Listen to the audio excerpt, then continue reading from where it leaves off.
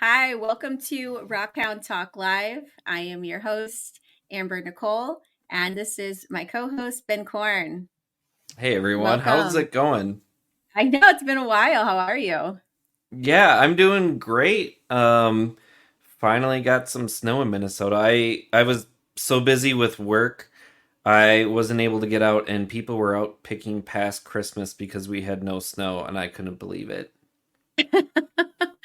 Yeah, it's been great. So, when did you guys get snow? Just recently? Yeah, within the last week we've gotten a couple inches of snow. Okay.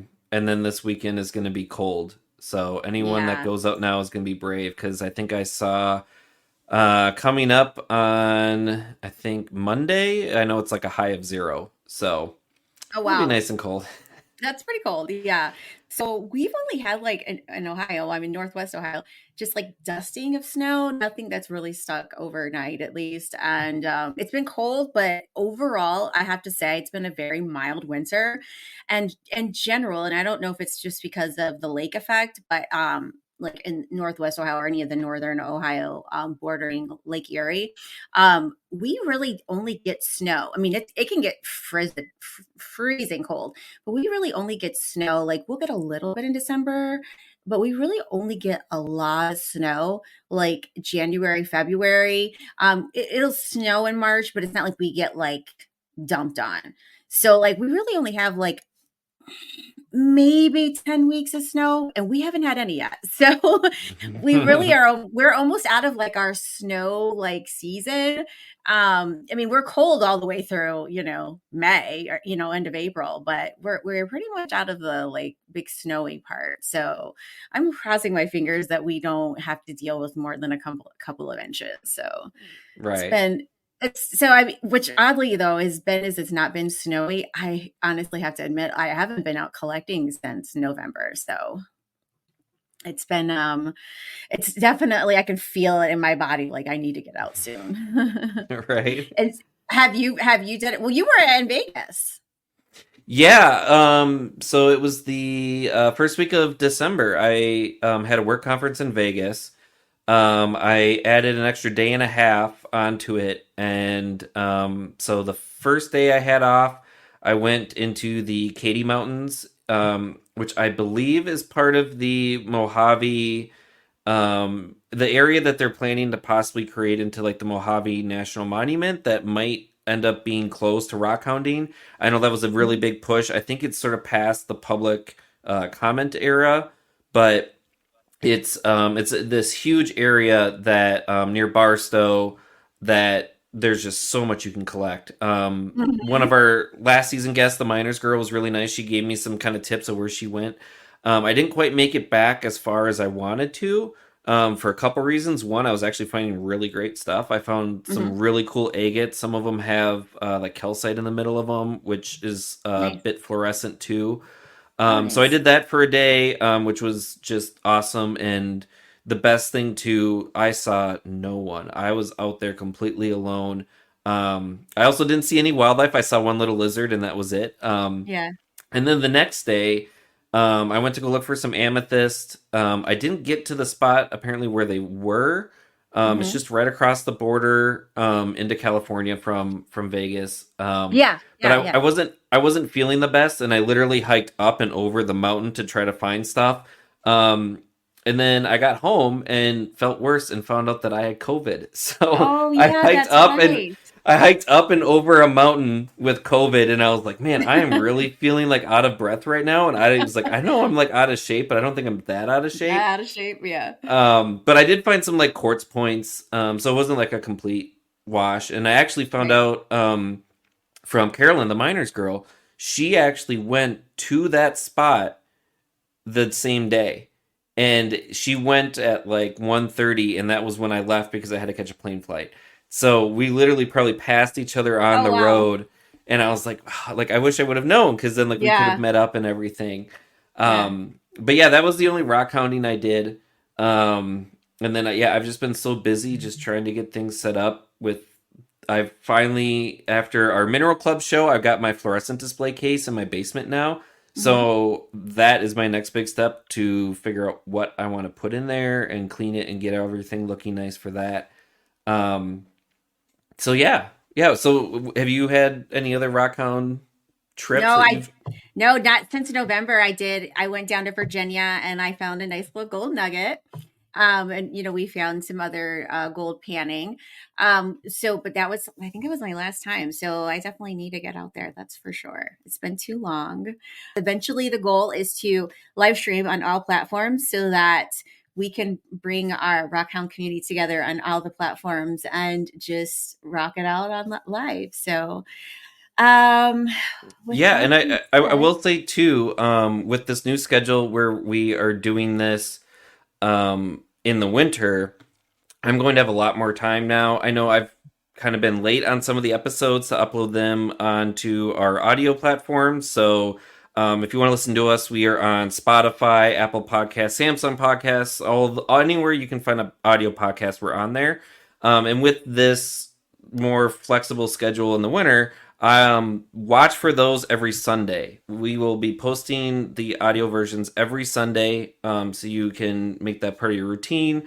Listen to it on your way to work on Mondays or whatever you want to do, but watch out for that. Yeah, and one other thing too, I guess some news that happened while we were off that I didn't mention is I am officially the Minnesota Mineral Club Rockhound of the Year for 2023. congratulations. Tonight, our guest is Kayla Johanson. She is known for her role on the Discovery Channel Gold Rush Whitewater, as well as she is a full time miner. She mines gold.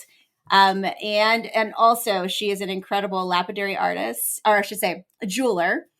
She creates beautiful jewelry, all handcrafted from not just like any, crystal or gold nugget from the ones that she specifically finds. There's a story to it. So it's really neat. And we're going to be listening to her story tonight. Yes, Now, yeah, shall I we bring her am. on since we Yes, had I was some gonna say technical issues? Now that we I'm have really everything going. excited. Yay. It looks like everyone's saying yay. They can see us. So we're good. Hey Oops. guys, Hey, how are you? Thank you good. for How are you? joining us Okay. and being there for our technical difficulties. I apologize for that. It happens. Well, thanks for So, having me on. yes. So tell us, okay. So most people know that you were, on your show for a few seasons, and that you are experienced gold miner. Why don't you tell us a little bit about your journey? What got you started into the hobby to now a profession for you, and how you got to the point where you got to be on an incredible show. Tell us about your experience and a little bit about where you see yourself going forward. So I started prospecting when I was a teenager. This is going on my 18th year of gold prospecting. So almost 2 decades of gold prospecting. Started out just panning, just a little shovel and pan and just exploring around. I was living in California at the time, so I used to go to San Gabriel, East Fork San Gabriel River, Okay. and go like play around out there. And this was back before they had banned dredging in California. So I'd see all these guys out there with their dredges and stuff. And I had been exploring like old ghost towns and mine shafts and tunnels and all kinds of stuff with my dad since I was like 8 years old. So that spark was kind of already there as far as like exploring old mining stuff. And so when I was 17, I decided I was going to pick up a pan and start panning. And then when I was 18, I found out that my grandfather, who lived in Arizona, was also into gold prospecting. And I Oh, knew he cool. was into like rock hounding and Indian artifacts and stuff like that. But I found out that he was also into gold prospecting. So I went and stayed with him for about a week. And he taught me a little bit more about panning and stuff. And so I did that. And then later that year, I ended up moving to North Carolina after high school. And I didn't know this when I was moving there, but after doing research and reading up on it a lot, I found out that North Carolina was the #1 gold producing state before the California gold rush. So a lot of like Cool. the US gold coins were minted from North Carolina gold pre, Cool. gold rush to Okay. California. So I started doing research, footwork, hiking around, sampling, testing, doing mapping, all kinds of stuff. And um, got to where I was like pretty good at finding gold out there, just panning and sluicing. And then I think I was 24, 24 when I bought my first dredge. And that instantly became an obsession. And so then I bought, I started out small. I think it was like a 2.5 or a 3-inch dredge. And then I upgraded to a 4-inch dredge. And then I upgraded to a 6-inch dredge. And now I have 4 dredges. Wow. So I lived in And North Carolina for like 13 years, doing prospecting out there, but it wasn't a job then, or like Hmm. that's not how I made my living then. It was just more an obsession. Right. And um, it wasn't until I moved to Alaska that I actually switched to full time. Um, but I also got into like rock hounding and looking for arrowheads and stuff too when I was in North Carolina, because as I was gold prospecting and panning in streams, sometimes I'd find a crystal and that sparks that interest, and that Yeah. just started a whole nother firestorm, because then I was obsessed with crystals, so I started digging crystals big time. And I wish I had them here because they're packed away right now until I have like a more permanent house where I can display them. But um, I have like really big crystals, like 17-pound crystals What? that I dug. From Yeah, yeah, where? from so North Carolina. Oh, yeah, wow. so I was reading and I guess watching some of your other interviews that you've done. So you said that you had a 17-pound smoky quartz. You also had some 14, 15-pound whites quartz crystals as well that Yeah, were from North Carolina. You also mentioned you've been to Arkansas a lot to look for crystals. I think you yeah, mentioned one of the times you had to get a U-Haul trailer to bring everything back. And I just wanted to mention because I thought it was really cool too. Because I guess sort of ties into everything. If you want to just briefly mention the story about how you got the name for your Etsy store. yeah. So one of my crystal digging spots that I located, I was digging there one day, and I had this little fun thing where I would name my spots. And for some reason, a lot of them had to do with animals. Like I had one that I called the mouse hole mine, and then I had another one that I called the ugly duckling. And like I don't know why, but they just kind of all went back to animal names. So I'm digging in this one spot that I found and had a pretty good hole going. So like when I'm crouched down digging, I'm below the surface of the ground. And I heard some crunching, and I like pop my head, like here's the hole, and I pop my head up. And there's this doe, this female deer, just standing there staring at me. And I remember her just like looking at me, and she would stomp her front foot and like snort. She'd like stomp and go, like snort at me, and then like go half circle around the hole and like stop and stomp her foot and snort at me. And like she kept doing that for quite a while. And then finally, I guess she realized I wasn't a threat and like kind of just wandered off. So I hadn't named that spot yet. So I was like trying to think of a name. And then that day it just hit me. So I named that spot the Peking Doe because I had a doe peeking at me. Uh-huh. And it just stuck with you. Yeah. And so this was several years before I even had my Etsy store. I want to say Hmm. it was probably like four years or so before I even had my Etsy store. Maybe 5 or 6 years. I can't remember. But in 2017 is when I opened up my Etsy shop, and it first started out as mostly just selling crystals and like minerals that I had been digging. I had just barely started making jewelry at that point, so there was a little bit of jewelry I was selling here and there on there, but it wasn't like as much as it is now. Mostly just started because I had so many crystals that I had to do something with some of them because it was getting a little out of hand. So I started my Etsy shop, and I wanted to name it something that had meaning. Um, and the only thing I could think of, I was torn between two names. It was going to be, I wanted to name it after one of my digging spots that I had found. So it was either going to be the mouse hole or it was going to be the Peking Doe, and I ended up going with the Peking Doe. That's great. Yeah, I think it's a cute name. Yeah, and if you haven't checked it out, do. You've got some really great stuff. I really like how you will incorporate the little nuggets into the jewelry. I've been really jealous. I have some that I've definitely put that I'm like, I'm gonna get this later. Trying to save up for some big purchases right now. I'll admit I'm a geologist, so I know a few terms relating to gold. I'm guessing some of our viewers have never panned for gold or done anything with gold prospecting, and so they might not know some of the terms.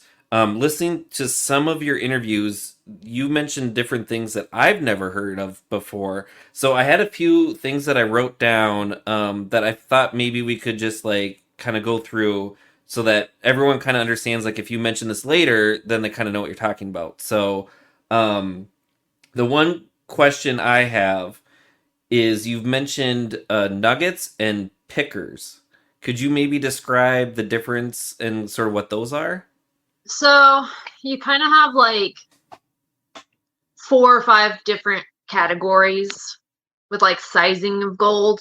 And it differs from each person that you ask. Everyone's got their own opinion of what size is a nugget and what size is a picker. But I kind of like grade mine in like different sizes. So you have your flour gold or your fines. That's really small gold. Then you have your flakes. They're easily visible, but not really big enough that you can easily pick up with your hands. Then you have pickers. They're not quite as big as a nugget, but they're big enough that you can pick up easily. And then your nuggets, are going to be like these. Holy shit, those are big. Yeah, so like those would be nuggets. But like when I use terminology on my jewelry though, like a lot of my jewelry I use nuggets and I use pickers, but because most people don't know the term pickers, I don't label them as pickers like in my Etsy shop because it messes with the search queues. So like when people are looking for gold nugget jewelry or gold jewelry, Oh, they don't yeah. look up gold picker jewelry. They look up gold nugget jewelry. So all of them are labeled gold nugget jewelry. And technically a picker is just a small nugget. Okay. That Yeah. helps a lot. And then um since I know that you do dredging and we've talked about gold panning, could you kind of talk about the difference between like dredging, sluicing, and panning, like those different methods? So with panning, you're basically just using a shovel and a gold pan, maybe a classifier, if you want to classify, like sift the material down to a certain size, like 1/4 inch or whatever. And then you're just panning straight into the water, washing away that lighter material, your heavies, if you do it right, stay down in the bottom behind the riffles if you have a riffled pan. If you have a smooth pan, you just have to have a little bit more skill, but it'll stay in the bottom if you're doing it right. With sluicing, you're going to actually there's 2 ways to do it. You can dig straight out of the river. If you have a bigger stream sluice and you don't have a lot of like thick, sticky clay, you can like shovel straight into the sluice box if you have it set up close enough with enough current. And what that does is it's basically a long tray kind of that goes in the water, feeds the current through this long box that has riffles in it. So as you're shoveling material in, all your lighter material is going to wash over those riffles and out the back of the box. The heavier stuff like your black sands, sometimes garnets, gold, stuff like that's all going to get trapped kind of behind those riffles because it creates like a little swirl behind it. So you get this void, like a low pressure zone behind each riffle. And so your heavies will get trapped behind the riffles. So you can either shovel straight into it, depending on, the type of material you're working with, or you can dig into a bucket, and classify your material and then feed it into the sluice. But it really just depends on what size sluice box you have. Like if you have a high volume sluice box, you can shovel straight into it if you don't have a lot of clay. But if you're running a smaller sluice box, you would have to classify and then like hand feed it. And then Okay. dredging is basically a sluice box on floats with motors and pumps, and it's like a underwater vacuum pretty much. You have a hose, go underwater with the hose, suck stuff up, brings it up to the sluice box. But the box itself works the same as a normal stream sluice. Just how Okay. And the one term that I've heard a lot of people use when they're talking about like some of the gold prospecting stuff you've done that I've never heard before is sniping. What is sniping? I get that question a lot. So sniping has nothing to do with dredging. Basically, what you're doing is going in a river with a wetsuit or a dry suit. I use a dry suit because I'm in Alaska and the water is really cold. Um, and you go with a snorkel and like a snuffer bottle, a bottle you can suck stuff up with. And usually I just take like a rock hammer and a screwdriver. And basically what I'm doing is snorkeling and fanning lighter material away in areas that have shallow bedrock. Fanning lighter material away, and then the heavies, as long as you're not fanning too hard, the heavies will kind of remain in the cracks and stuff, and you can suck it up. But you're just going around snorkeling and sucking up gold. That's cool. Yeah. Which method do you prefer? If I'm going for high volume, obviously dredging is going to make more money, if you're in a good spot, because you can move more material. Especially like I run a 6-inch dredge, so that's a high volume. In the winter, though, like sometimes if I only have a day or two to go out, I might just go sniping. And sniping is really good for like sampling and exploring new areas as well, because you can kind of get a layout of the terrain underwater since you can see everything. And you can kind of high grade spots. And if you find a spot that you found decent gold sniping, then once you get a dredge in there, it's going to be even better because you're moving a lot more material. So I kind of use it as a sampling method, but also sometimes I just have to get out of the house and go do something different. So yeah. Right. And so when you set up your dredge, is that something that you set up for like weeks, days, months? Like how long are you usually set up at a spot? it depends. There's a lot of factors to that. It depends on the weather. It also depends on what area I'm in. Like I have some rivers that I can only work like early spring and late fall, or maybe some winter stuff if we get mild windows. And then there's some rivers that I can work the entire season from, April until October or November. It just depends. So some areas I've left my dredge in the water and never pulled it out all the way from the beginning of May until the beginning of November. Dang. Wow. Yeah. So sometimes my dredge lives in the water for like 5 or 6 months straight. And you said that when we were talking that you have all these different areas that, if weather's not ideal or conditions aren't ideal, that you can kind of just go to another spot to, do what you need to do. So, I mean, it sounds like you kind of do a little bit of everything, right? Yeah. So like some of the areas that I have in the main time that people think about dredging, which is like June through September, usually in Alaska. But some of the rivers that I have access to, the water's so high and murky that it's almost impossible to work during that time period because you have high water from melt off. You also have glacial runoff, so it causes the water to be really murky. So there's some rivers like that I'll only work like really early spring when everything's still kind of frozen. So there's still snow on the ground, the water's still really low, and it's really clear because you don't have that melt off from the snow melting, and you also don't have that runoff from the glaciers melting either. So there's some creeks that I'll only work from like end of March or whenever, we get a decent weather window started, end of March or early April into like the beginning of May. And then sometimes I don't go back to those spots until October, November when it gets cold again. Yeah. And so when you're dredging, I heard someone ask in an interview somewhere that they asked like what was the longest time that the longest dredge that you've done, and I think you said it was like over 7 hours. Is that like dive was 7 hours and 15 minutes. So is that like a continuous, like you were under the water dredging for 7 hours and 15 minutes? Wow. So is that, I'm guessing that's like a fairly long time? Or like what would be like a typical time that you spend like dredging? I usually try to do I measure my time by gas tanks. So I think a tank of gas usually lasts like 2 hours. So I usually in a day, there's more than just getting in the water in a day's work when I'm dredging. I have to get there, I have to maybe move rocks for an hour just to clear an area. There's setup stuff, I might have engine problems. So there's a lot of setup that goes into it at the beginning of the day too. and then I get in the water. I usually try to run 2 to 3 tanks. So that's 4 to 6 hours usually. Okay. And then at the end of the day, doing a cleanup, clean out the box, refuel for the next day. So I might spend 4 to 6 hours in the water, but it's still like a full day of work. Right. Right. You are So definitely a full-time miner. when you do a lot of 7-hour dives back to back, it'll wear you out fast because you still have those other hours of work you still have to do too. And it looks like we had a question here. Are these your claims or are they available to the general public? The areas that I work are private.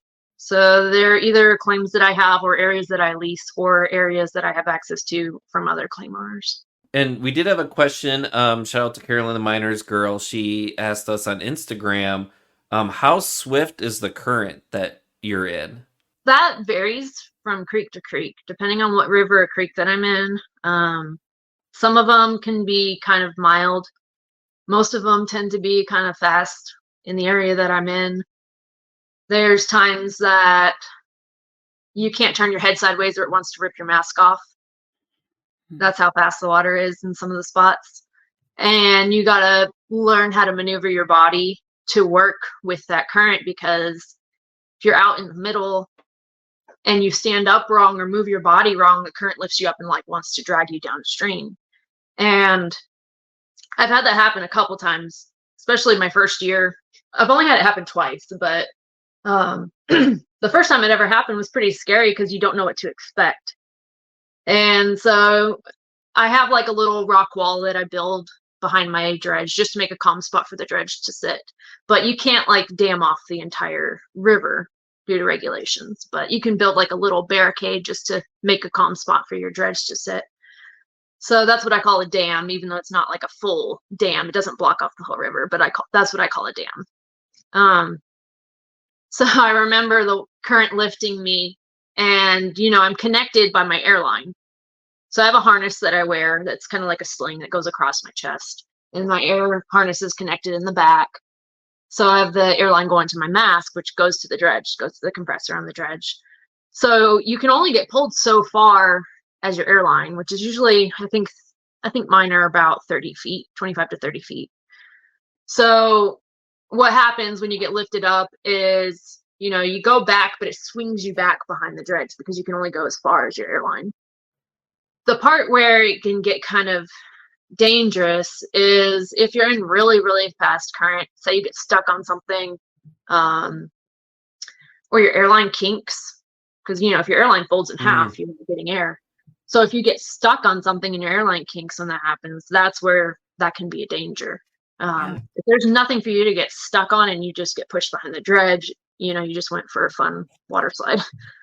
So I will say, so we did have this comment from Wells Bryan, who mentioned, don't mess with you because you're always packing, and keep up the great work. So it leads into a few things and what you were just talking about. I did want to read, you did have one quote from an interview where they were kind of talking about the TV show and about how you were like the only woman on the show. And you said, here I am, only girl in camp. And I'm like, I don't have to prove anything to myself because I know what I'm capable of. But there are all these guys looking at me with all this doubt. And I'm like, oh, I'm going to have to prove myself to all 7 of these guys. And I was reading through some of your stories. And if anyone has any doubt that you aren't tough or brave or anything, I need to share a few different stories that I came across. So starting off young, when you were 8 or 9, you were exploring ghost towns and mine shafts with your dad. So that's just sort of the start of it. Going in, you mentioned it used to be your number one fear was mountain lions. And when you were 17 years old, you were stalked by a mountain lion, which you had to scare off by shooting at it or near it. You mentioned also while you were in California, you had an encounter with a bear that was huffing and puffing at you on a log, trying to get you away. That ended up being a mama bear with cubs. Yeah, cubs. Yeah, you also said a story about how there was a rattlesnake near a camp on a trail that you were with someone else, and they wanted you to shoot it, and you said, no, we can't use the bullets because of the mountain lions nearby. So you pinned it down and cut off its head and then ate it for breakfast the next day. So And badass. I and did. I've I'm seen breakfast there's burritos with rattlesnake. yeah, yeah. So rattlesnake breakfast burritos. They were good too. And He then thought you crazy, but he even liked them. yeah, and then I've seen too.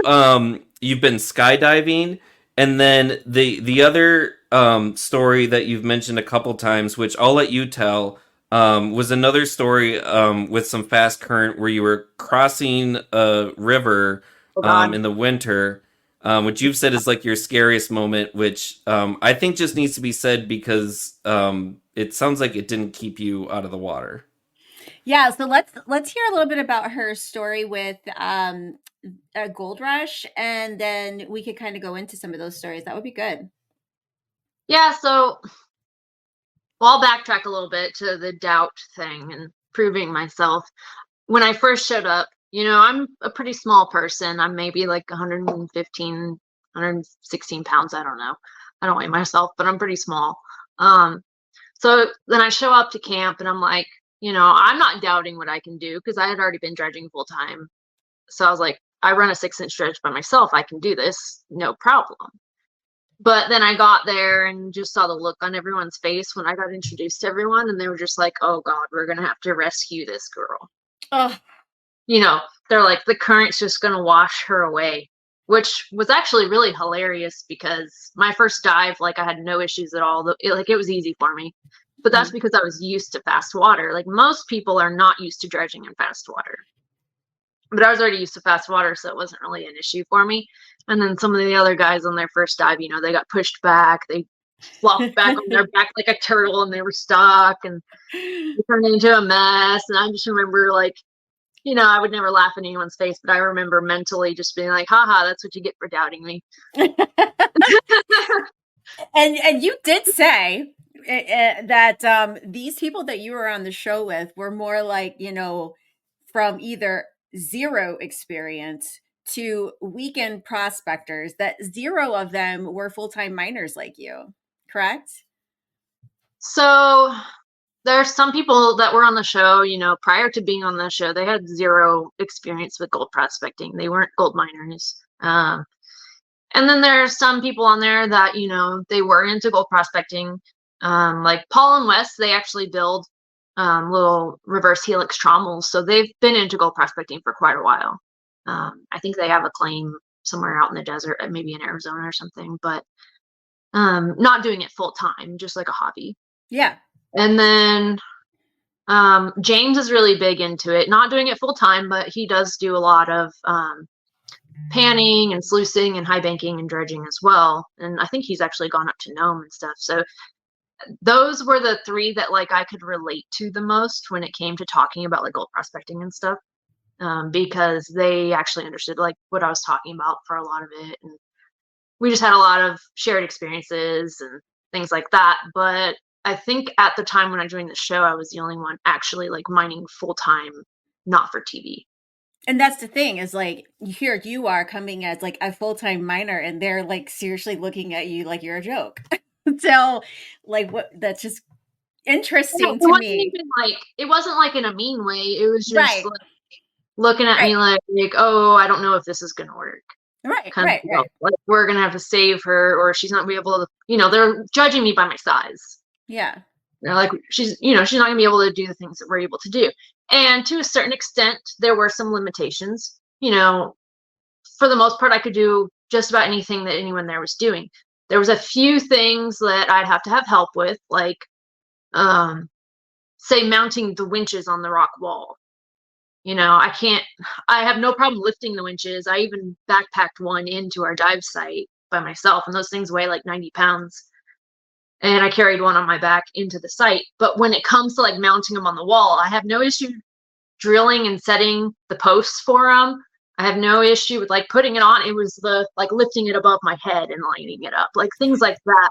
But like that has nothing to do with like the skill or the No. So you know that's what I what I mean. mean? Like there Yeah. was certain strength things like that that Yeah. maybe, other people had an advantage over. But then there was other times when like being small and fitting into tight spaces came in an advantage, and I was the only one that could do that. So Yeah. it was a give and take. Yeah. Yeah.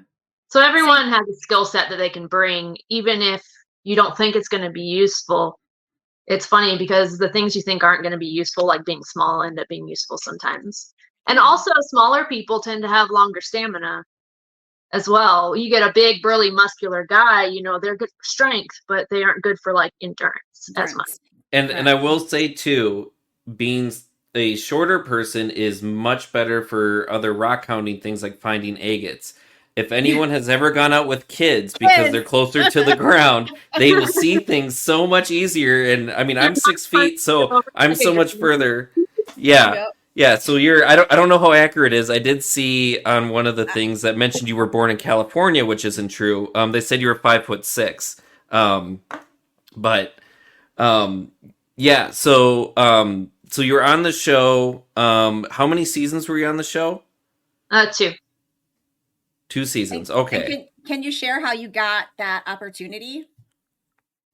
So it actually went back several years, um, back to the first season, but well, prior to season one of the show. Somebody in North Carolina, I was living in North Carolina at the time when season one was like kind of in the works. And somebody messaged me on Facebook. You know, we didn't know each other personally, but we were like Facebook friends and had a bunch of mutual friends. And he was like, "Hey, there's this show that's looking for gold prospectors, and I think you'd be really good at it." And when I say I was camera shy, like that doesn't even come close to describing how afraid I was of cameras. Like I had anxiety with cameras. Like you put a camera on my face and I'm just like a deer in the headlights. And I was like, I don't know. I'm not really a camera person. He was like, no, you'd be perfect for it. And they'd probably like to have a girl because there's not many girls that do it. So he was like, well, can I at least give them your phone number or whatever so that, you know, if you want to talk to them, you can. I was like, sure, you can give them my phone number. And I'm thinking nothing's ever going to come of this. Like, it's not going to go anywhere. It's probably just some stupid thing circulating Facebook because, you know, you never know what to believe. Mm-hmm. So I was like, sure. Next thing I know, I get a phone call from like a casting agent for the show. And they talked to me, and then I was doing Skype interviews. And next thing I know, I'm flying out to Nevada to do a demo shoot. That's so cool. And I did like this whole demo shoot for 2 days, had to do like a high ropes course, like a test thing, and all this stuff. And I had a signed contract and everything for season one, was supposed to be on season one. And then, like, 4 weeks before I was supposed to go, they called me and told me that they decided to go with somebody else. And I was like, oh, well, that would have been nice before I told my job that I was leaving. Oh, yeah. And that was when was that in Alaska too? Because I know you mentioned that for a long time your dream was to go to Alaska and mine and do all that stuff. So that was like your dream that you had missed out on Yeah. that So time. like when this was going on, I was like, oh, this is kind of a foot in the door for me to be able to go to Alaska and try it out in Alaska. So I was like, okay, I'll give the show a try. And so then that didn't pan out or whatever. And fast forward to like several years later, this was like the end of 2019. I was sitting there having a conversation with one of my friends who was also into dredging, and he was like, if you could do anything, what would you want to do? And I said, I think I want to go mining full time. He's like, well, where'd you go? I was like, probably Alaska. He's like, well, why don't you do it? And then I was like, at the time, I didn't have a boyfriend. Me and my ex had like broken up, like 8 months earlier or whatever. And I was like, I had a job that was decent, but it wasn't like a career or something I like wanted to do forever. So I was like, there's really nothing stopping me. So I was like, okay, I'll do it. And so we started doing some research, and he helped me with a lot of research and stuff, and found a claim that I was able to lease. Did a bunch of research, and 4 months later, I left. And within those 4 months, like I just sold everything I could possibly sell. Like I was selling crystals so cheap just to get them out of there. Like just trying to sell everything I could possibly sell, and got rid of all my furniture and got rid of like everything except for like my clothes, my mining stuff, my jewelry stuff, and my pets. and loaded up the trailer. And in the end of March, so that was around Thanksgiving, end of November of 2019. In the end of March of 2020, I left. And And I take And it you are happy with that decision. yes. Yes, that's great. and so Yeah. how long were you living in Alaska then before you got the call to say, "Hey, we've kind of changed our mind. Would you like to be Yeah. on the show?" And I want to know how that conversation happens because I don't know about me. I'd be like, well, you didn't want me at first. Like, so like I want to kind of know how did you handle that? So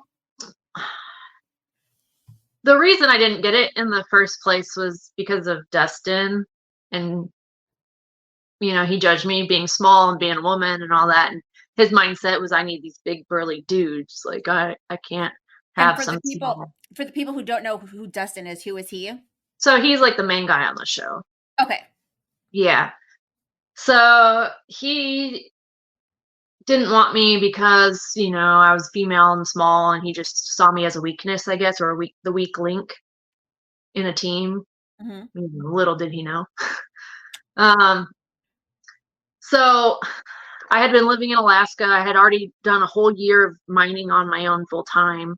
And I get a message from Ryan, who was one of the guys that used to be on the show. I think he did like 2 seasons or something. He messaged me. He was no longer on the show anymore.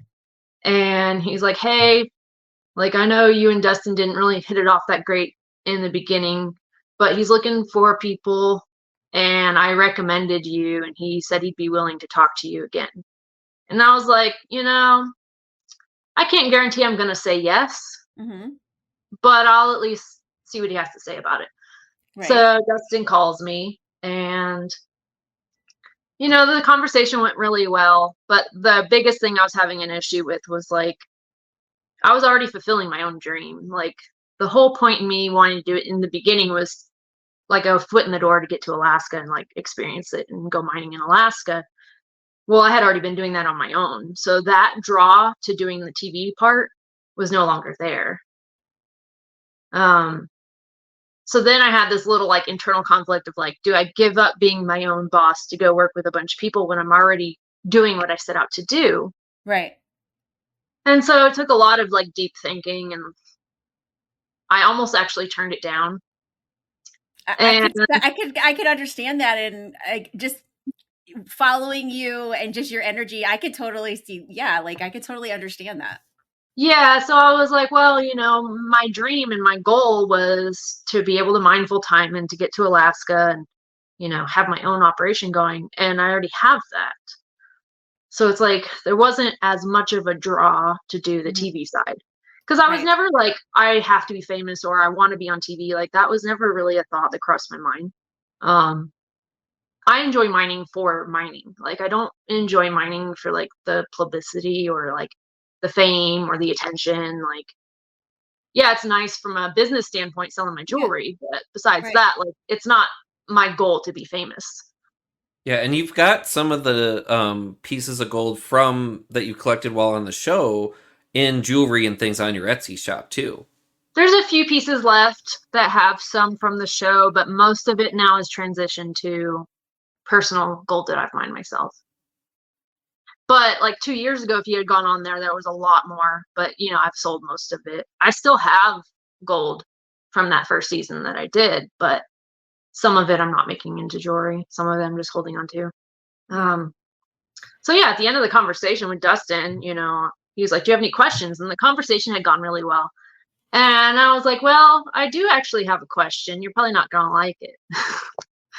I was like, back when we met before season 1, the reason you didn't want me on is because, I'm a pretty small person and you didn't really want a woman on the crew. And I said, I know, times have changed, but last I checked, I'm still a woman. So is that going to be a problem?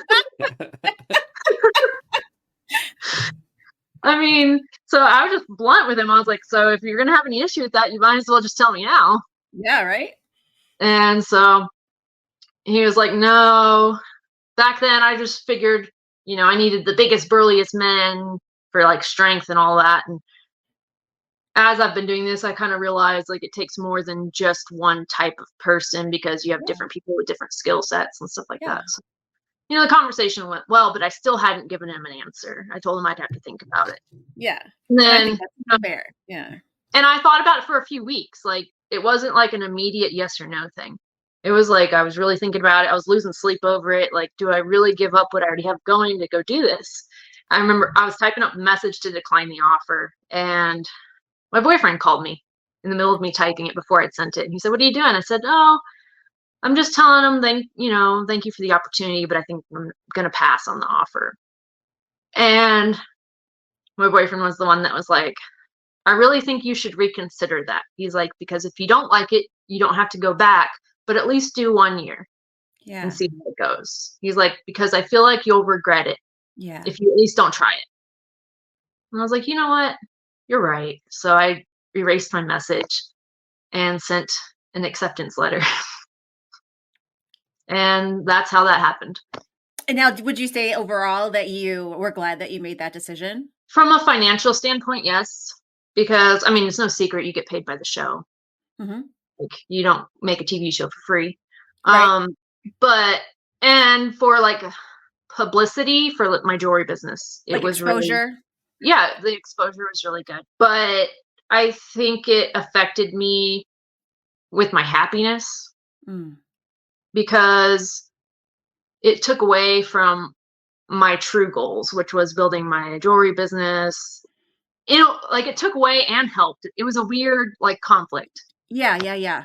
And like it just took away from a lot of things that I wanted to accomplish in my own personal mining as well. And I think that was a big thing. And then some of the people, I got along great with most of the guys. Some of the people were very difficult to work with. And it's not like you're just going to a 9 to 5 job where you punch in, punch out, and then you're back to your normal life. You're living there for 5 months straight in a tent with like you have your own tent, but you're in a camp with all these people. So if you don't get along, that's a long 5 months. Yeah, yeah, yeah. Luckily, most of the guys are really awesome, and I did get along with most of them really well. But I don't know. There's, TV mining isn't exactly the same as real mining Would because you you have to do things differently Yeah. for the camera.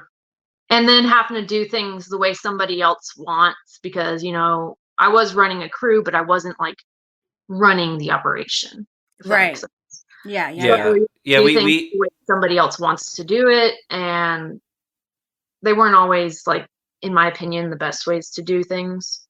So And that's yeah that was, we frustrating when you that was know a there's little, a better way and you're yeah, that was seeing a little hard.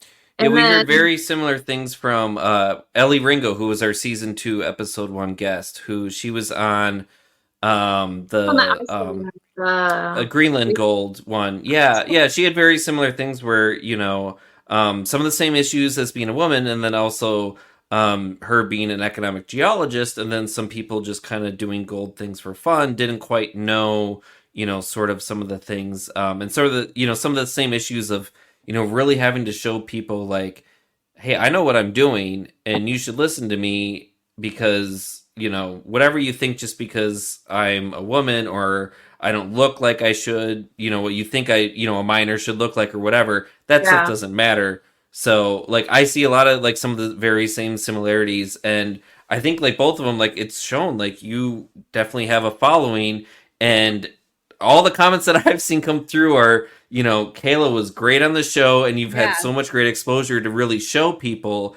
that you knew all along that you were badass and could handle yourself and do all the things that whenever someone looks at you, they might think, oh, she's this little, thing that, what does she know? And then, you've known it all along.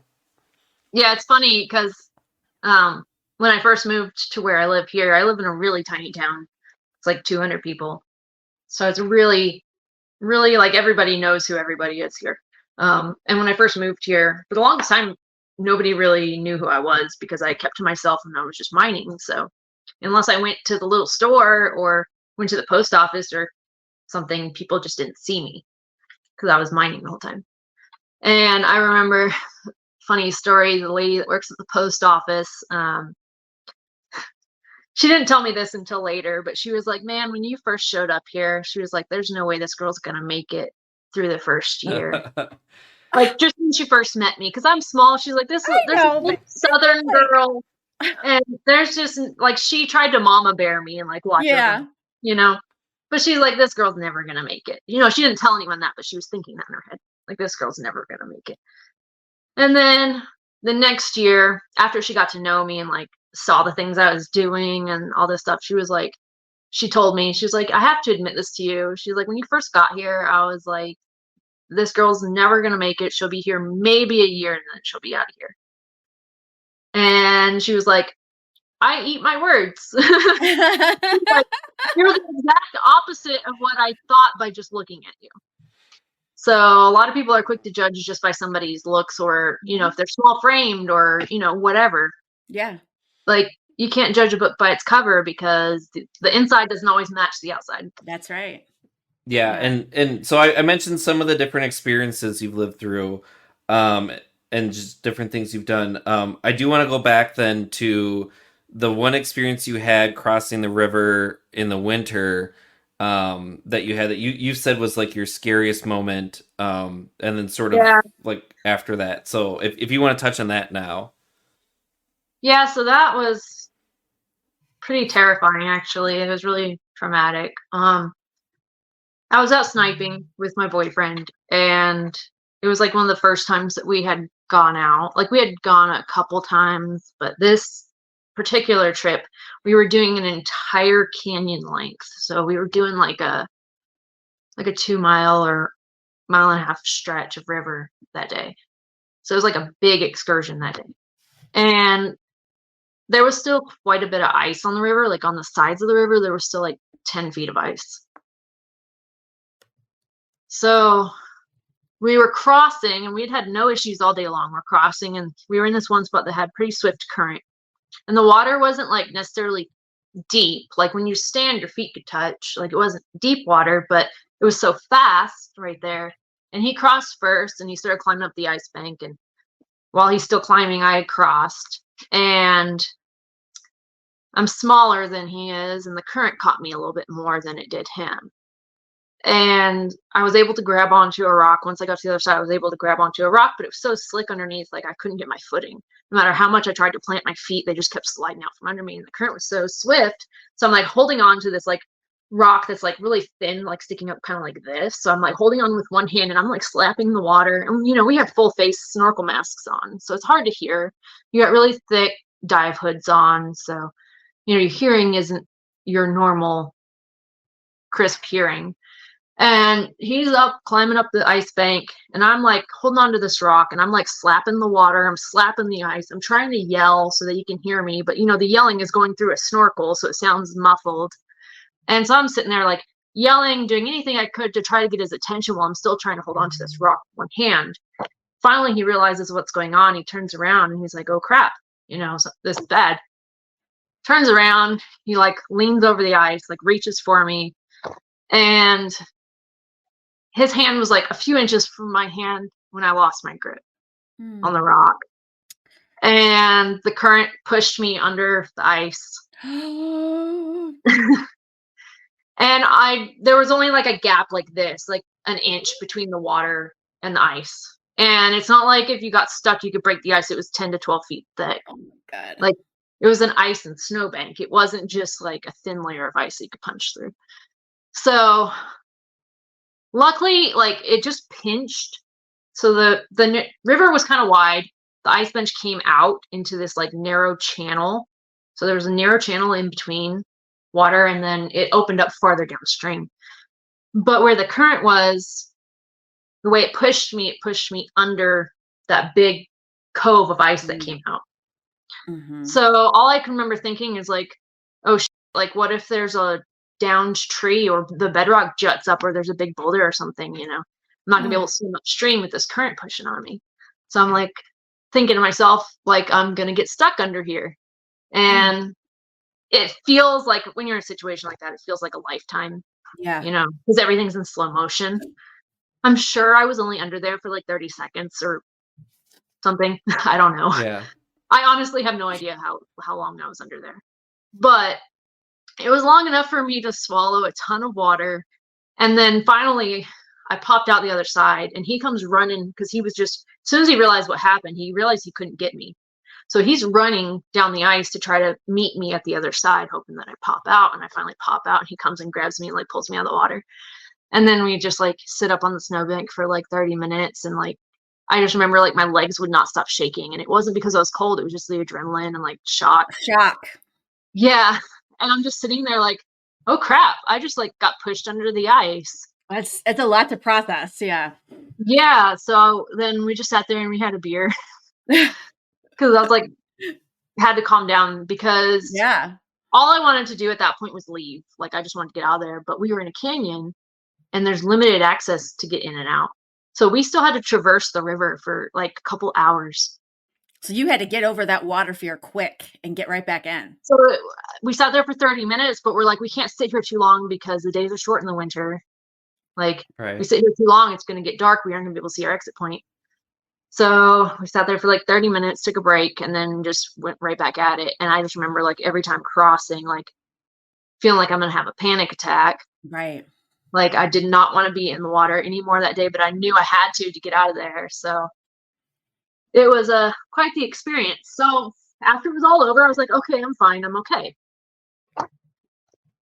I get home. I'm like, I'm going to eat some hot food. I'm going to take a hot shower and all this adrenaline, pumping. I'm going to pass out hard tonight. Wrong. Lay down. Every time I start like drifting off to sleep, all I can see is what it looked like under the ice. And I'd wake up panic, like PTSD, like terrible, all night long. Like I'd sleep for like 10 minutes, maybe like start falling asleep and then see that and wake up like in a panic, like, oh crap. So I remember like 2 days later, I realized that it wasn't something I was just going to get over. Like I was having like some serious like PTSD going on. Yeah. And it was funny because I didn't realize that it was going to affect me that way. Like when we left, I was like, okay, it's over. Whatever. Right. It wasn't until I got home and laid down and like calmed down that it like everything processed. And then I was like, oh crap, this is something that's like, that was actually really serious. I almost died. Right. And so it was kind of like a serious like freak out thing. And I was like, I'm not going to get over this if I don't get back in the water. Yep. So like 2 days later, we went back and did it again. And I just forced myself, and I've been practicing, and like sometimes I'll go to the river by myself and just practice swimming across just to get over the fear of like swimming across the current anymore. Good for Which you. is like when I'm diving, when I'm dredging and I have weights on, I'm underwater, that experience doesn't affect me at all. Like I'm 100% comfortable doing that. It's the swimming because I feel like I have no control. Yes. Because those weights are holding you down. And because I'm on the bottom, I don't know. I'm really comfortable when I'm dredging. And when I have weights on and I'm under there and I have air on, like I'm really comfortable. Like it doesn't scare me at all. But it's swimming. That's what started bothering me, was swimming. So even swimming across, even if it was like calm current, I found myself like wanting to like freak out a little bit. And I was like, okay, this is not okay. I can't be scared of water. Right. Yeah, like when you're be scared of swimming. So yeah, when you're doing dredging and dredging under the water, like and it's I mean it's just crazy to me, like you saying how like your biggest fear used to be being stalked by a mountain lion, and then at 17 you're stalked by a mountain lion and scare them off, and you're still out hiking and going into the wilderness and doing things like that, and then you have this near death experience crossing a river, and then 2 days later you're like, I'm going to have to get over it and I'm going to have to push myself and get through it. Like, I think it just speaks to like how just tenacious and brave and like just tough you are to be able to just say, I'm not going to let anything keep me down. I'm just going to do it. And I'm Kayla. Stoic is like the perfect word I can think of. Like, just, absolutely. It took a while to get over that. And I wouldn't say that I'm 100% over it. But it's to the point where, like, I don't freak out thinking about crossing the river now. And, like, walking across doesn't bother me. Like I said, being underwater dredging doesn't bother me. Walking across fast currents doesn't bother me. It's the swimming part, because that's how it happens to me, swimming. And when you are swimming, you really don't have control of the situation. Like, you're at the water's mercy when you're swimming. And so I think that was the biggest part of it. And so that was almost 2 years ago that happened now. Yeah, I was gonna ask, how long ago was that? So you're still working through that. Yeah, but now like I can go sniping by myself and I'll swim across the river Oh, good for you. by Good for you. myself now, so that's fine. Yeah, I do that's good. notice like my heart starts fluttering a lot faster, even though I'm not working that hard. So there's still that little bit of like panic in the background, but I But just you tell shut up. and you've had enough positive experiences afterwards though that you can calm yourself down, like I did this last time and it was okay, so like you can still, like, your body is now, like, you had that bad experience but you've also had positive outcomes, so like you're able to like still work forward through it, and that's great because a lot of us, when we have these negative experiences in life, we don't ever want to go through those again, and so we develop these fears and we stop ourselves from moving forward. So like I think just that experience alone. That's what I was afraid of. Is Yeah. like I don't want my fear to stop me from doing something that I Yeah, love. love. So Yes. I'll kick that fear's ass. Yes. And I I'm think still in the process of kicking its ass, but it doesn't stop me. right. But and so many people can just take that experience that you had and apply it to so many other things in life. And like how wonderful is that you can, you just, even as somebody that as a follower, they follow you, just hearing this story, like just hearing kind of people's story and like things that they've struggled with and how they've gotten through it is just so inspirational. So like good for you. That's Well, it's like that that's saying, great. when you fall off the horse, you have to get right back on. Yeah. Same Yeah. concept. Yeah, and I've mentioned this before too, but I've heard the phrase, like even if you're afraid of something, do it afraid. Like it's okay to be afraid, just do it afraid. And I think that it's the same kind of thing. Get back on the horse. If you're afraid, like go ahead and like it's okay to be afraid. Do it afraid. Like kind of Yeah. kick yourself in the ass, sort of Yeah, don't a ever let moment. fear be the reason that you didn't live your life. Yes. Yes. Yes, yeah. I mean, one of the things that would scare me would be moving 5,800 miles across a continent to go to a state that you probably don't have connections to, or whatever, and you've set up a good life in North Carolina, and then you decide I'm gonna try and do my dream. I'm sure it wasn't an easy choice, especially because I think you said that was 2020, so that was like During peak COVID. COVID. Yeah. Oh, they shut the Canadian border down like a week before I left. I wasn't supposed to actually leave until a month later than I actually left. So I wasn't supposed to leave till towards the end of April, and I ended up leaving at like the end of March because COVID had Mm. just hit. They shut down the border, and I didn't even know if I was going to make it through the border. So I remember showing up to the Canadian border, had all my paperwork for like my lease and proving where I was going, um, my passport, everything that I needed, all the certificates for my animals, shots, and all that. And then they almost didn't let me through because the border was closed to all non-essential travel. Mm. And I told the guy, I was like, well, I said, I've given up my job. I've given up my house. Like, if you don't let me through, I'm going to camp right here because I'm technically homeless now. Right. Well, And so good. he's like, well, let me call my supervisor and see what he thinks. And he was on the phone with him for quite a while and sitting in the waiting room, like just freaking out. Like, what if he doesn't let me through? Like, I don't really have a plan B. Because, like, when I started planning this trip, COVID wasn't a thing. Right.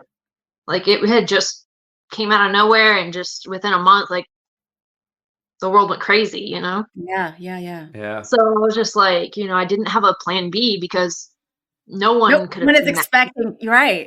Like, Yeah. nobody would have seen that coming. So I was just Yeah. like, okay. I told him, I was like, if you don't let me through, like, I gave up my house, I gave up my job, like, everything I own's in that truck right there. Like, I'm just going to camp right here Yeah. until you let me through. Well, it must have meant to be because they let you go through. So, Well, he called his supervisor or whatever, and the guy's like, well, just use your best judgment. So he came back. He said, I'll let you through, but I need to see your phone. And I'm like, what? And he was like, yeah, I'm going to go through all your text messages, your Facebook messages, your Instagram messages, any messages you have to make sure that you're not like talking with somebody in Canada and like planning to hide out in Canada because we're worried about Americans coming up here and hiding out from the virus because at the time they had a low infection rate, I guess. This yeah. was like the beginning, and I'm Well, like, And there's free healthcare too. We could put that in there too. Yeah. I guess, but I'm just like, I'm not planning to hide out in Canada. I'm on my way to Alaska. Like I showed you my lease. Like I have all the Right. paperwork showing I'm going to Alaska. So he went through all my phone, and that was a little embarrassing. Yeah. Wait a minute. All Like he didn't go text through messages. pictures though, right?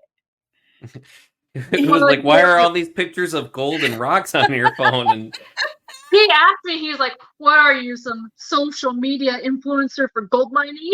You're like, well, actually. I was like, "No, I just post stuff that I like." Like, but yeah, so that was weird going through Canada, and like, I felt like I was like some criminal, like evading the law or something, because like the whole way through, I remember them telling me you can't stop at the grocery store, you can't go in a restaurant and eat, like you have to go through a drive-through.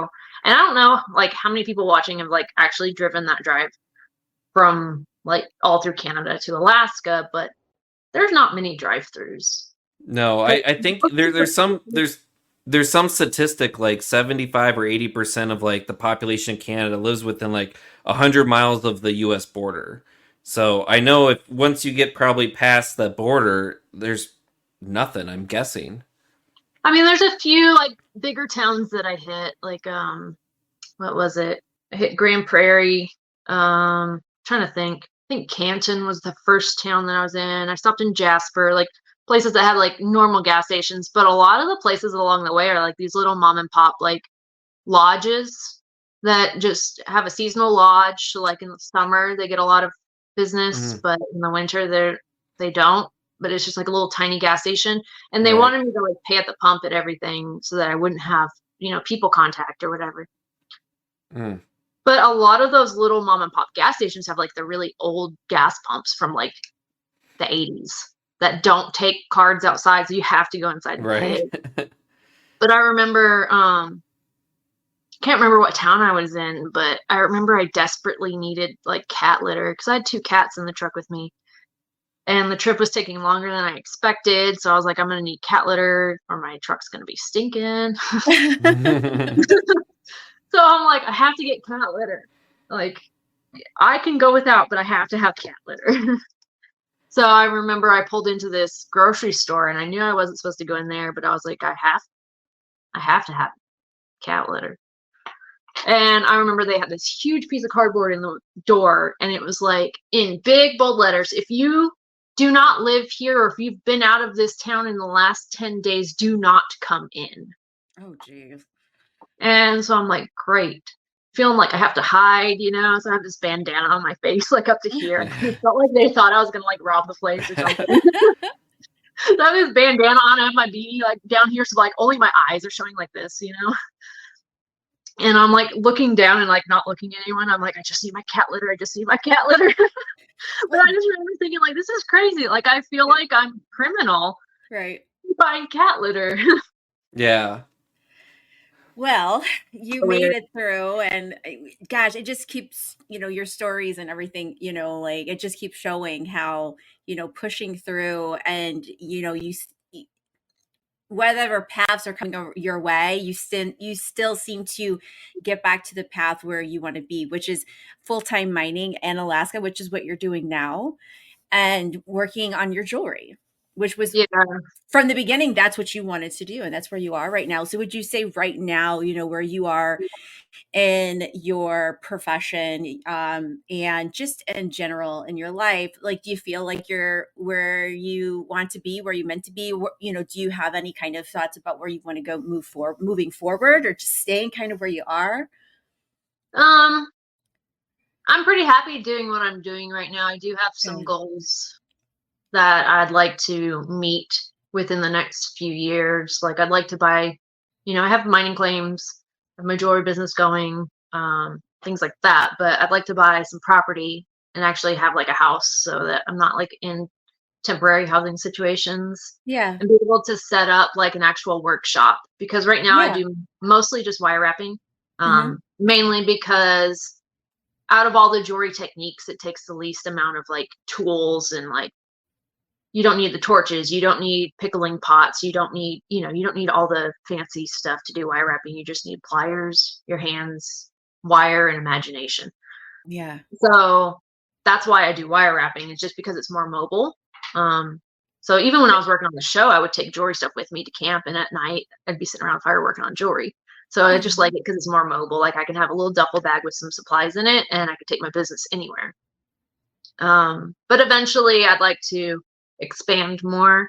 I do have a few things to start soldering, but I haven't really jumped into that yet. But I'd like to start doing like my own castings, my own molds, uh, inlay rings, stuff like that. So you really get really into the lapidary aspect of it, like, Yeah, and so I used to cut stones. I was actually learning how to cut cabochons and stuff, and I have some Hmm. stones that I cut, but the equipment wasn't mine, and so when I moved, I no longer had access to equipment. So that's why I don't cut stones at the moment. Um, but eventually, once I have a workshop, I'm gonna get, a cabbing machine, yeah, tile saws, all that stuff. Right. yeah, That's my next goal.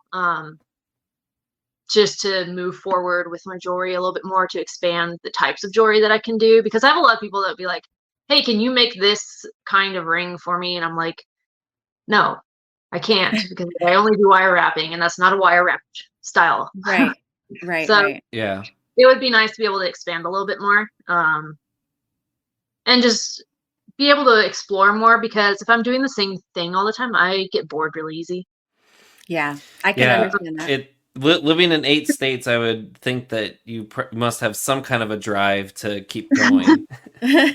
So I just, like, if I'm doing the same thing, like there's certain staple pieces. Like make these tree of life pendants that have a gold nugget in the tree trunk, and that's like Mhm. my signature piece that I make, and that's my best seller. So yes, I I make love it. a lot of those. But if that was all I made the rest of my life, I would hate making jewelry. Yeah, no, I Yeah. get that. So So I guess, like that's why like I'm always like striving to like experiment, learn new patterns, learn new weave techniques, learn, all different stuff, so that I can like experiment with different designs, and I'll draw new patterns, and I like to just play around with new stuff. Sometimes they come out really good and I'm like, "Whoa, I can't believe I made that." And then sometimes I'm like, "Oh, I can't believe I made that." And that goes in the scrap pile. But We've got I some think just keeping it like interesting by doing all different stuff, and I can see myself eventually, if I only do wire wrapping forever, I could see myself feeling a little bored.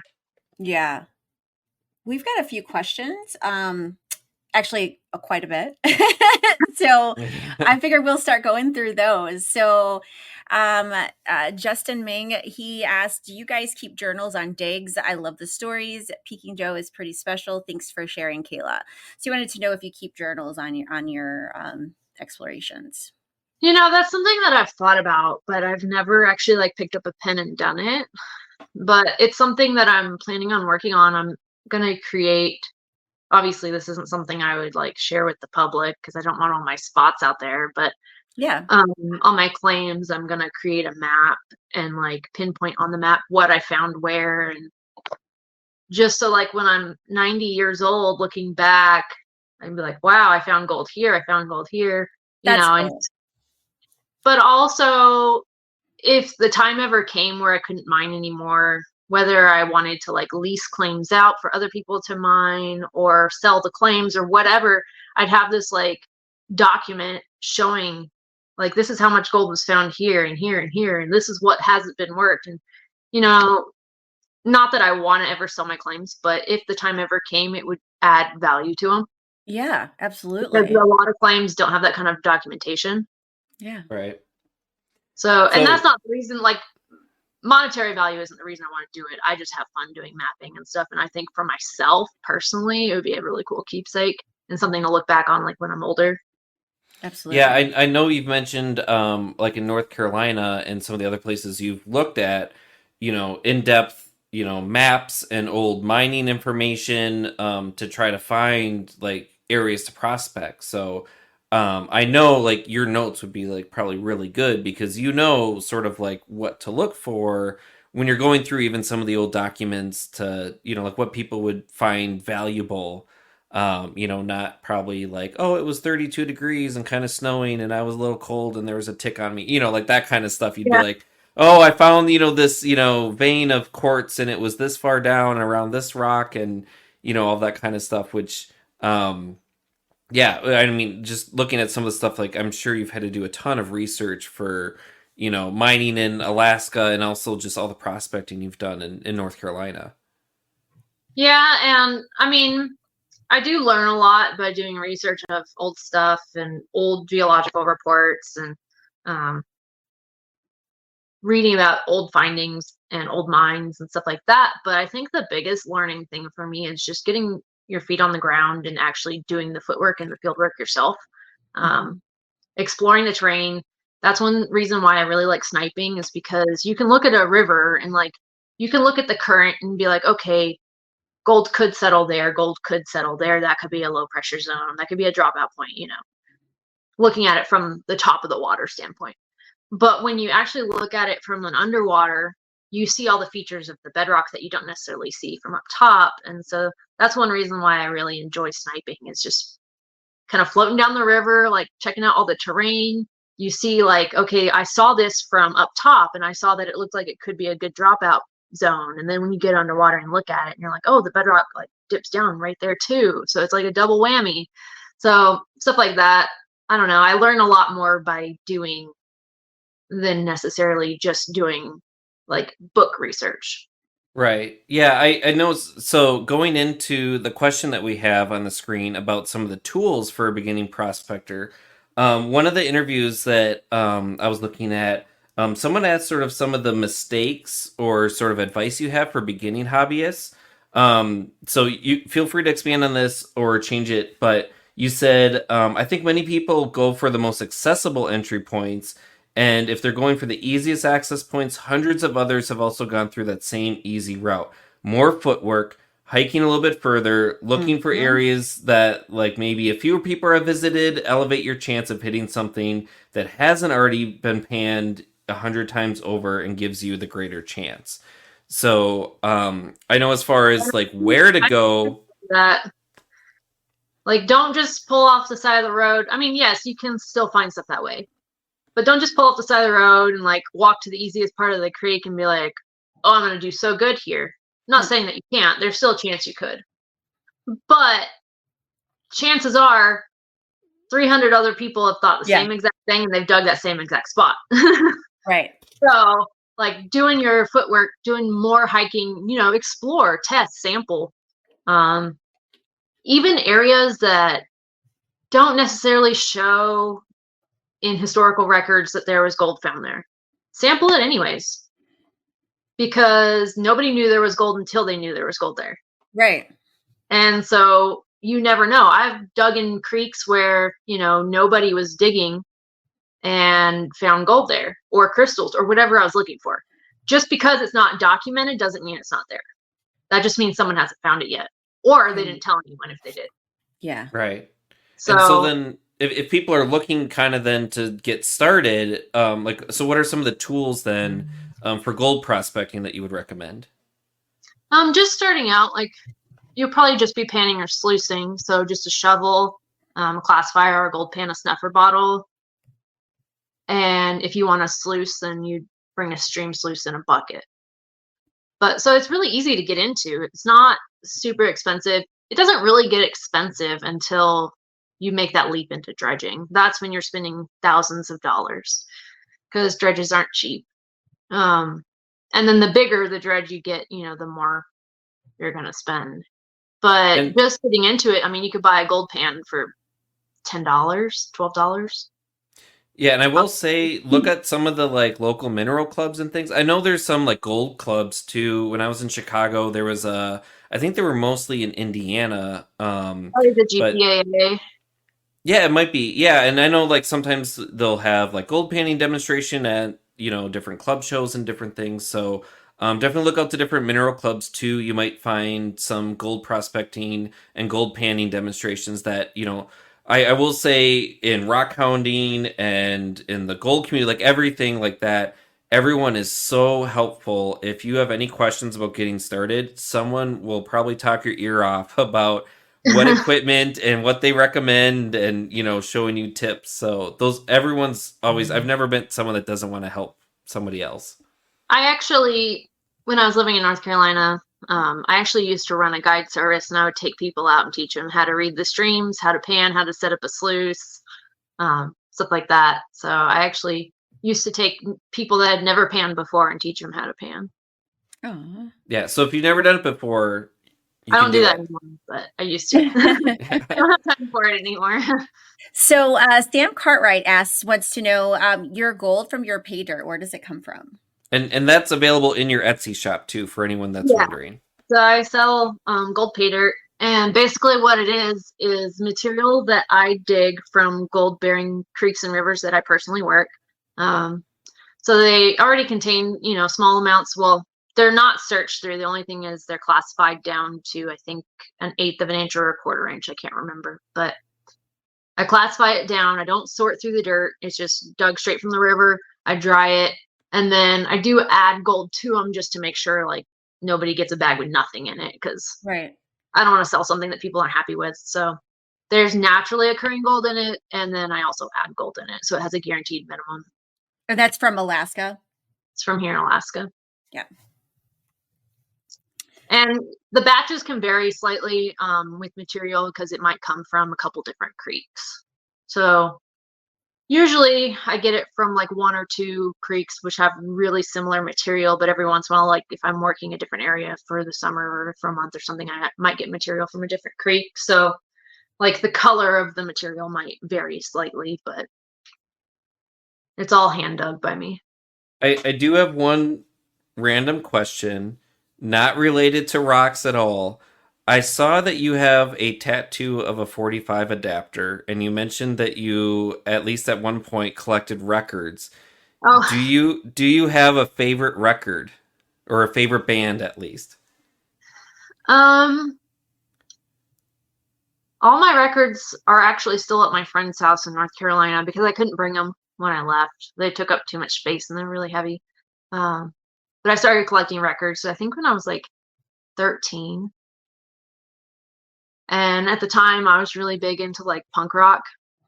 So I was really big into collecting like original press first edition, like punk rock records from the 70s and 80s. And so I have a really big collection of a lot of punk rock band records and albums, and then I have like classic rock and stuff like that. I don't know that I have like one record that's like my favorite record. I guess my most expensive record, I don't know how much it's worth now, but when I was 18 it was a $200 record. So it's What probably was worth a that? pretty penny now. It's an old punk rock band called Eddie and the Subtitles. They're from Southern California. And I think there was only like, I can't remember how many were released. It was either 1,000 or 5,000. But I have one of the original presses of Eddie and the Subtile Skeletons in the closet, and Oh that's like wow. my most expensive record that I ever got.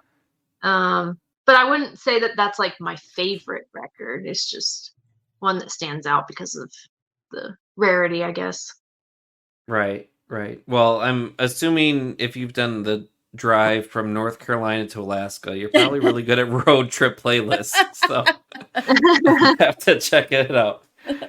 I have a lot of random music that I like. Like some of my favorite songs, one of my favorite songs in the whole world, it's been like my favorite song since I was like 17 or 18, is Camarillo Brillo by Frank Zappa and the Mothers of Invention. Oh my gosh. That's an oldie. Yeah, and I have that record. I actually Nice. I got that record and that's how I discovered that song. And that's been like one of my favorite songs like since I was 18. Aw. So Yeah. we had a couple questions about the ink. So that people want to know what your sleeve. You want to share with us a little bit about your Oh, my tattoo? tattoo. Yeah. It's really faded. It used to be a lot more vibrant, but I've been in the sun a lot and I don't always protect my tattoos like I should. But basically, I don't know if you can see it, but it's a bridge, a river coming Oh, Oh down. yeah, it's like a yeah. canyon. Yeah, it's a canyon. You got yucca plants, you got a bridge. So this is the bridge to nowhere. This is the East Fork San Gabriel River. This is where I first started mining. Like the first place Oh, I ever put a can in the water was this river. So I picked some landmarks from that river. The bridge to nowhere. This is Swan Rock, which is a quartz outcrop up in the canyon wall. And then the yuccas, because there's just yuccas everywhere. And so that was kind of like my tribute to where I first started mining. And then And you underneath, it's I just love a that. freaking symbol, and it says, "Not all that glitters is gold." I love that. I love That's it. great. So, but you've got more ink because I went through some of your like Facebook photos. Do you? So you had, I think it was like a pickaxe and like a shovel and like LN on like a calf. Is that It's on my shin, like just okay? below the knee. It's a skull, but instead of a skull and crossbones, it's a skull with a pickaxe and a shovel. Do you mind if I show it? No, I don't care. Um, and then it says LN, which stands for Little Nugget.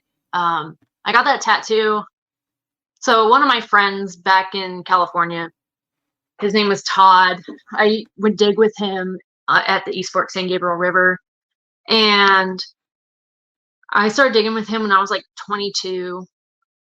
And me and him, we hiked all our stuff like 7 miles back, and we were digging way back up in the Narrows in the East Fork San Gabriel River. And that's actually where I found my first ever nugget. It wasn't the first gold I ever found, but it was like the first actual nugget. Actually, it's this one on my neck. So found that first nugget, and he nicknamed me Little Nugget, especially the next summer, because the next summer I went and dug with him again, and every time we dug together, we found nuggets. And I was the only girl out there and like the smallest person out there. So he nicknamed me Little Nugget because he was like, "You're the smallest person on the mountain, and we always find nuggets." So he nicknamed me Little Nugget. Aw. And then he passed away. I got this tattoo and I got LN on it because he nicknamed me Little Nugget. I do Aw. have one other. Do you mind if I show the one that's on your side? No, I don't care. Okay, because I saw this and I was like, okay, that's kind of badass. So, what is there a story with this one? Um, it was just something that I collaborated with my tattoo artist to draw for me. I wanted a skeleton like kneeling down, panning, because I'm probably gonna be gold prospecting till I die. So I love it. I love it. I love it. I love it. I love it.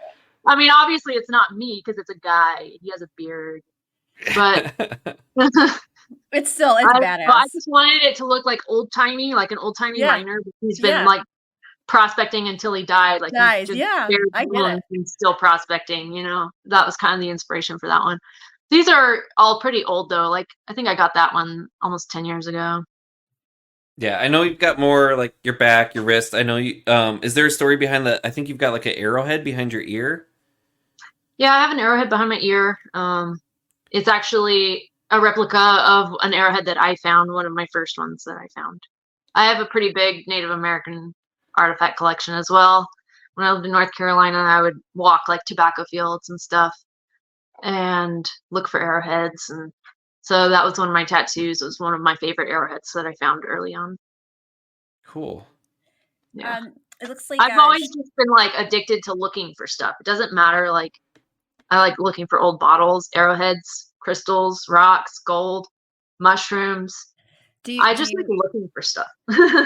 do you follow uh Chase with Chasing History on YouTube? If you like looking for old things, like you definitely want to follow him. He is like he is one of the largest artifact stores in the US. So if that's what you get into, you definitely would love following I'll have him. to look them up. Yeah. Cheryl asked, have you ever gold panned at Haskett Creek? It's in North Carolina. Mm, I don't think I've done that exact creek. I think that's Asheboro area, Randolph County. Yeah, yep. I And don't think then I've actually panned that exact creek, but I have panned other creeks in that area. And I found decent gold. There was this some one little creek. It's built up now. They built this housing development, but it used to be this little like dead end road, and there was houses there, but then it dead ended.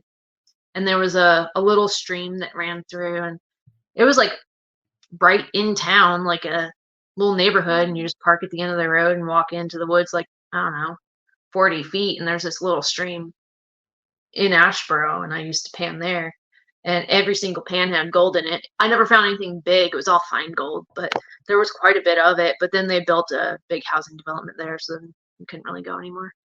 And I think this question was about your tattoo, because if I remember right from my research, you found your first nugget in the San Gabriel River when you were 22. Is that right?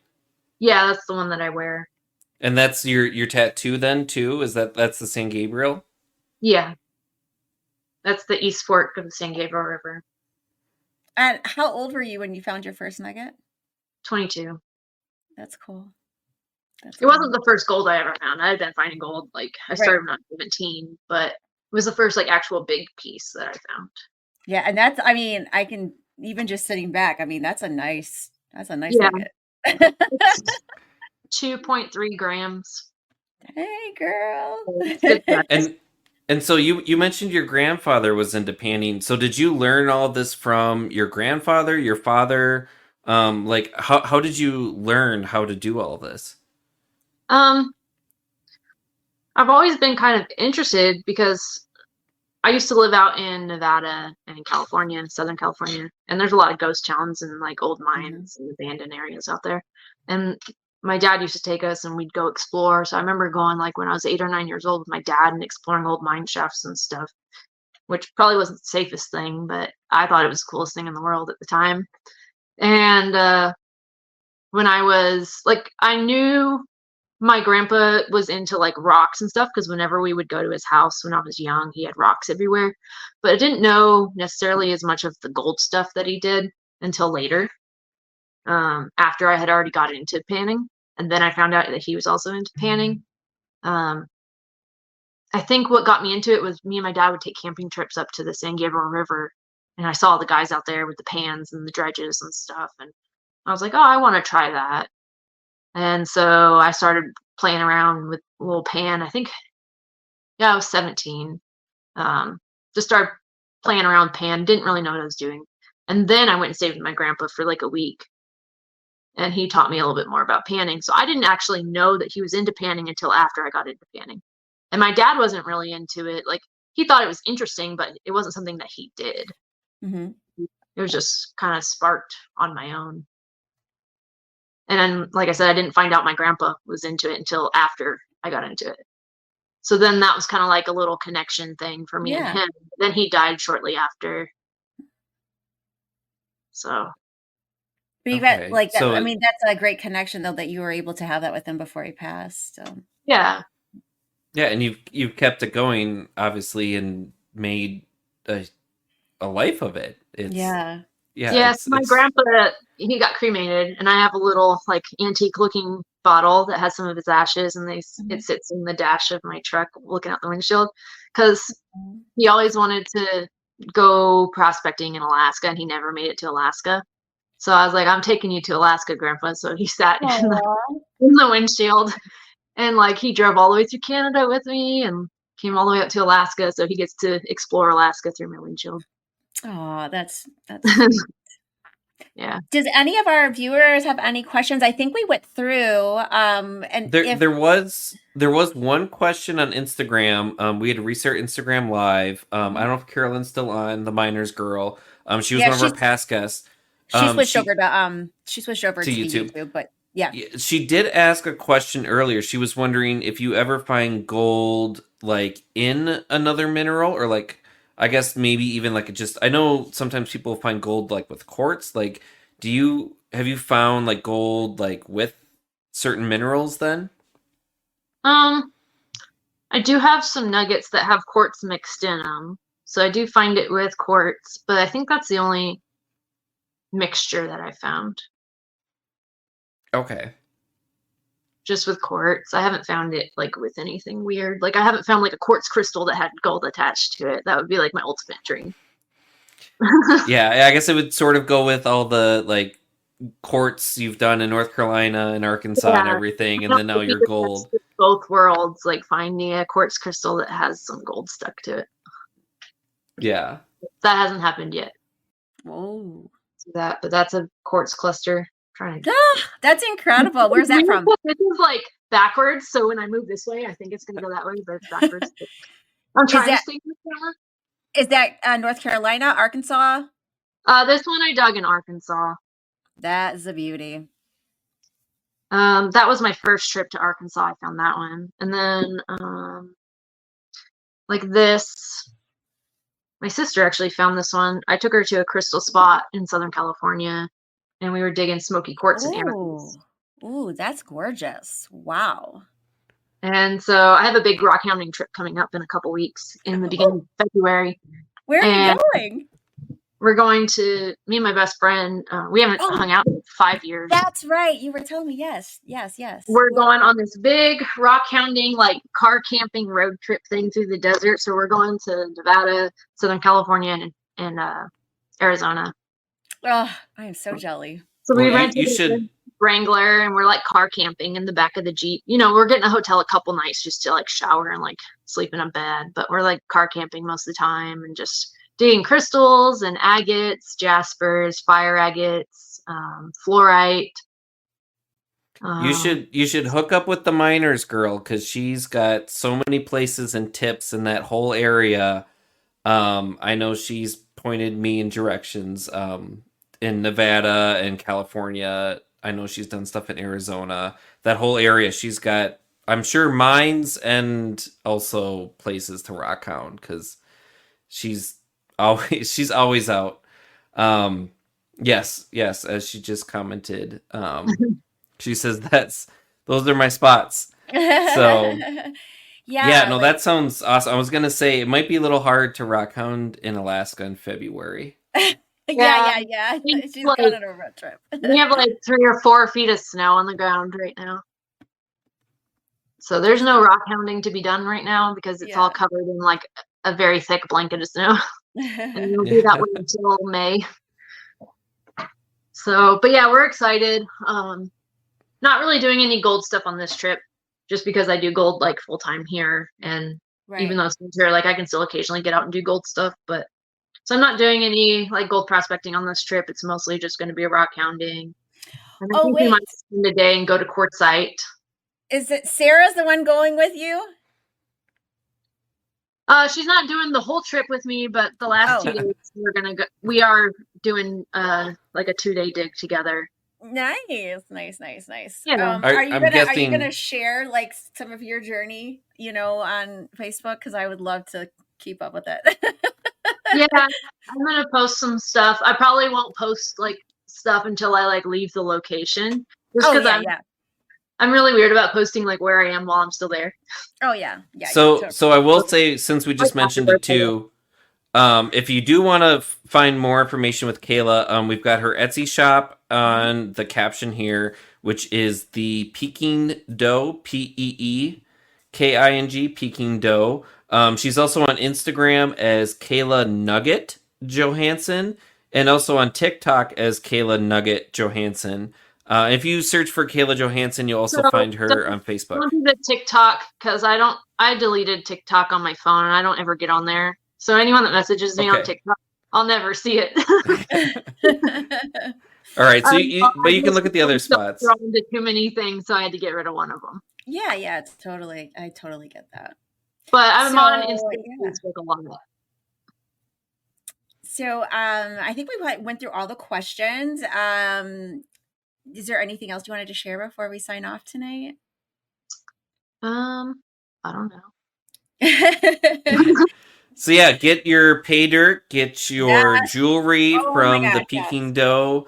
Follow Kayla's adventures as she does more rock hounding and of course gold prospecting. And then for anyone else that is looking for some other cool rock hounding interviews, we've got our next episode is coming up. It'll be Wednesday, January 24th. It's 8:45 Eastern time, and we are going to be interviewing Sally, who's a Montana miner, rock hound, lapidary artist. We will have it again on Instagram, Facebook, YouTube, And this episode will be posted on all of your favorite audio podcast places on Sunday. So every Sunday after each episode airs, I am hoping to have all of that uploaded, so you can keep track of it there. And if you want replays of us, make sure to follow us on Facebook and YouTube. And we'll also be posting clips and other notices as well on TikTok. So make sure to follow us on all of those other places as well. Yes. And thank you for watching and for interacting with us. And we will see you in 2 weeks. Peace out, everyone.